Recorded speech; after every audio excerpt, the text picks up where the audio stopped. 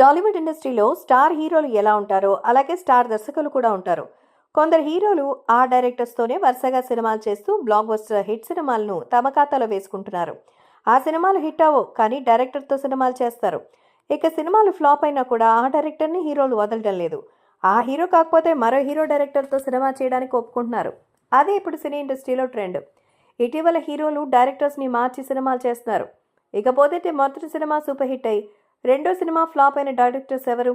వాళ్ళు తెలిసినటువంటి సినిమాలు ఏంటో చూద్దాం. అజయ్ భూపతి RX100 సినిమాతో డైరెక్టర్ గా ఎంట్రీ ఇచ్చారు అజయ్ భూపతి. ఆయన తీసిన మొదటి సినిమా బాక్స్ ఆఫీస్ దగ్గర రికార్డులను బ్రేక్ చేసింది. ఇక ఆ తర్వాత శర్వానంద్ తో మహాసముద్రం మూవీని చేశారు. ఆ సినిమా భారీ డిజాస్టర్. తర్వాత మళ్ళీ మంగళవారం సినిమాతో ప్రేక్షకుల్ని పలకరించారు. ఆ మూవీ హిట్ అవడంతో పాటు కలెక్షన్స్ ని కూడా అందుకుంది. అంతేకాదు అవార్డు ని కూడా అందుకోవడం విశేషం. సుజిత్ టాలీవుడ్ యంగ్ డైరెక్టర్ సుజిత్ గురించి అందరికీ తెలుసు. శర్వానంద్ తో రన్ రాజా సినిమాని చేశారు. మంచి హిట్ టాక్ సొంతం చేసుకుంది. తర్వాత సాహో చేశారు. ప్రభాస్ తో ఈ సినిమా చేశారు. భారీ యాక్షన్ సన్నివేశాలతో వచ్చిన ఈ సినిమా బోల్తా కొట్టినైనా డైరెక్టర్ కి అవకాశాలు రాకుండా ఏం లేదు. ప్రశాంత్ వర్మ ప్రస్తుతం టాలీవుడ్ లో మోస్ట్ వాంటెడ్ డైరెక్టర్స్ లో ప్రశాంత్ వర్మ ఒకరు. గత ఏడాది సంక్రాంతి కానుకగా వచ్చిన హనుమాన్ సినిమాతో భారీ విజయాన్ని తన ఖాతాలో వేసుకున్నారు. ఆ తర్వాత వరుసగా సినిమాలు అనౌన్స్ చేస్తున్నారు. నిజానికి డైరెక్టర్ మొదటి సినిమా మంచి హిట్ టాక్ ని సొంతం చేసుకుంది. ఆ తర్వాత వరుసగా వచ్చిన సినిమాలు బానే ఆకట్టుకున్నాయి. Karan Kumar Tollywood one mind show అనే చెప్పొచ్చు ఈ డైరెక్టర్.